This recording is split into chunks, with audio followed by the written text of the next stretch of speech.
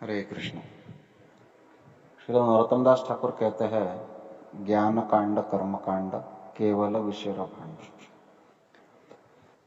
इस जगत में सुख प्राप्त करने के जो तरीके वेद विदित है, उसमें एक है कर्मकांड।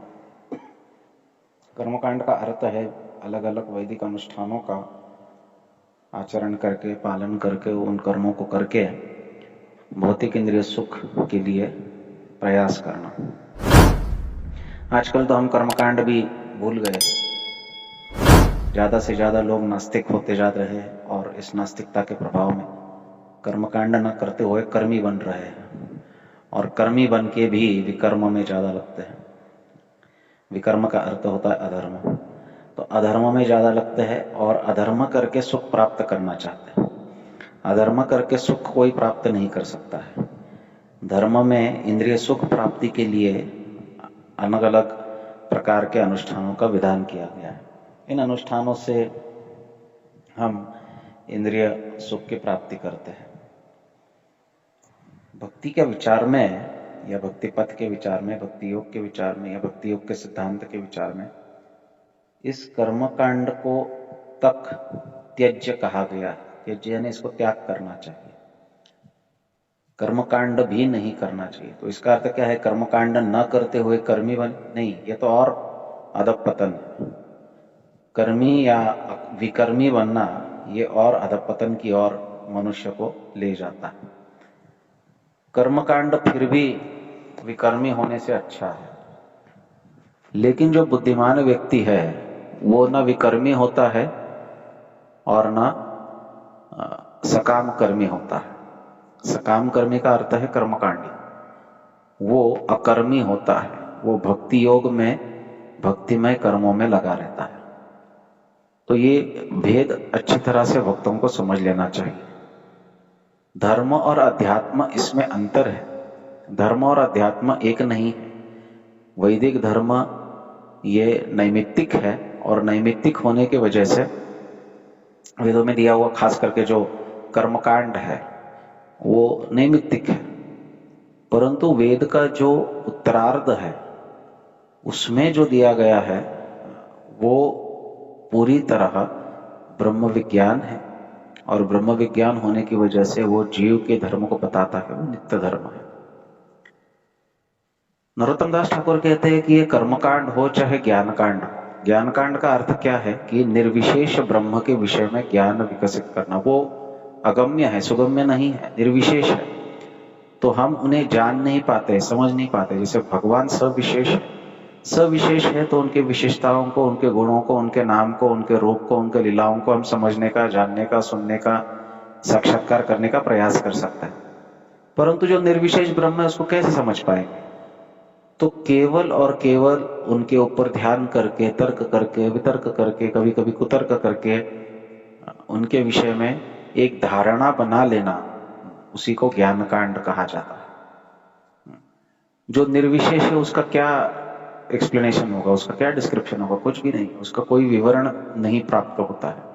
अब जिसका विवरण नहीं है उसको तो हम साक्षात्कार करेंगे या फिर उसको हम अंदाजे से समझ पाएंगे कि ये ऐसा होगा, वैसा होगा, पता नहीं कैसा है।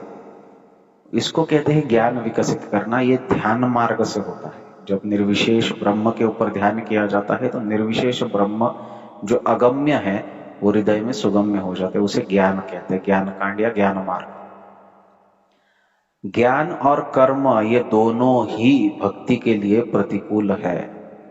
इसको समझ लेना चाहिए। अन्याभिलाषिता शून्यम ज्ञान कर्मादि अनावृतम। ज्ञान और कर्म से अनावृत भक्ति होनी चाहिए। ब्रह्मा जी श्रीमद् भागवत में जो भगवान की स्तुति करते हैं उसमें कहते हैं, श्रेयस्थितिम भक्ति मुदस्यते विभो क्लिश्यन्ति ये केवल बोध लब्धये तेषाम असौ क्लेशल एव शिष्यते नान्यद यथा स्थूल तुषावभाति। भक्ति को त्याग करके जो ज्ञान और कर्म के मार्गों पर चल रहा है और सोचता है कि ज्ञान और कर्म के मार्ग से उसे असीम सुख और आनंद की प्राप्ति होगी, वो व्यक्ति केवल क्लिश्यन्ति, केवल क्लेश भोग रहा है। और तुषावघातिन, जैसे तुष, तुष का अर्थ है चावल के ऊपर का कवरिंग। जो चावल उगता है, आजकल तो हम चावल को डायरेक्ट स्टोर से लाते हैं, हमको तो पता ही नहीं, और अगले पीढ़ी को तो पता ही नहीं कि चावल कहाँ से आता है। तो चावल वास्तविक खेतों में उगता है, और जब उगेगा तो उन दानों के ऊपर एक आवरण होता है, उसको निकालना पड़ता है। उसको निकालने के बाद उसके अंदर से चावल का दाना बाहर आता है। अब चावल का दाना बाहर आने के बाद, अभी चावल का दाना बाहर लाने के लिए उसको पीटा जाता है। पीटेंगे तो वो तुष जो है वो निकल जाएगा और चावल का दाना बाहर आएगा। अब चावल का दाना बाहर आकर उसको हमने निकाल लिया, और जो बचा है, जो आवरण के छिलके बचे हैं, उन छिलकों को अगर कोई पीटने लगे और सोचने लगे कि इसमें से मुझे चावल प्राप्त होगा, तो वो बुद्धू है, वो मंद बुद्धि है, क्योंकि उसमें से चावल तो निकल गया ऑलरेडी, ये तो केवल कचड़ा बचा है। अब इसको पीट पीट के हम सोचेंगे कि हमको चावल प्राप्त होगा, तो ये केवल हमारी अविद्या है, हमारा अज्ञान है। और यही ज्ञानकांडी और कर्मकांडियों के विषय में कहा गया है। तुषावघातिनम, व्यक्ति को परिश्रम इसलिए नहीं करने चाहिए कि वो इंद्रिय सुख की प्राप्ति करे, वो तो अपने आप प्राप्त होगा, जिसका जैसा प्रारब्ध है उसके हिसाब से। व्यक्ति को परिश्रम करना चाहिए सदैव कि वो भगवान को प्रसन्न कर पाए, और भगवान को प्रसन्न करने के लिए भक्ति योग से अलावा और कोई मार्ग नहीं है, नहीं है, नहीं। ये शास्त्र का विधान, भक्ति योग ही केवल भगवान को प्रसन्न कर सकता है। भक्ति योग ही केवल भगवान को हमारी तरफ आकर्षित कर सकता है। कृष्णाकर्षणी चयत, ऐसा कहा गया है। शुद्ध भक्ति जो है कृष्ण को आकर्षित करती है। शुद्ध भक्ति की परिभाषा श्री भक्ति सामृत सिंधु में कहा गया है कि अन्याभिलाषिता शून्यम ज्ञान कर्मादि अनावृतम अनुकूल्येन कृष्णानुशीलनम भक्तिर उत्तम। उत्तम भक्ति की परिभाषा ज्ञान और कर्म से अनावृत होती है, और कृष्ण अनुकूल अनुशीलन किया जाता है। अनुशीलन का अर्थ है सेवा। तो भगवान के अनुकूल जब कोई सेवा करेगा, और वो सेवा ज्ञान और कर्म से अनावृत का अर्थ है, कर्म का अर्थ है कि भोग करना, क्योंकि व्यक्ति कर्म क्यों करता है, कर्म के बदले जो फल आएगा उसको भोगेगा, तो भोग करने के लिए कर्म करता है। और ज्ञान का अर्थ है त्याग, क्योंकि ज्ञान विकसित करेगा, उसको समझ में आएगा, निर्विशेष ब्रह्म का थोड़ा बहुत आकलन होगा, या तर्क होगा, वितर्क होगा, कुतर्क होगा, जो भी होगा, तो वो त्याग करने लगेगा। त्याग और भोग ये दोनों से अनावृत भक्ति होती है। इसका अर्थ है कि भक्ति में जो कुछ भी हमारे पास है उसको भगवान की सेवा में लगाना चाहिए। कृष्णानुकूल शीलनम का अर्थ है जो कुछ भी है उसको सेवा में लगाना चाहिए, उसको त्याग नहीं करना चाहिए, और ना ही उसको भोग करना चाहिए स्वयं केंद्रित होती है। तो अनुकूल अनुशीलन भगवान के विषय में जो है, जो भी हमारे पास है उसको भगवान के सेवा में लगाना, यही उत्तम भक्ति है। उत्तम भक्ति शुद्ध भक्ति को कहा गया।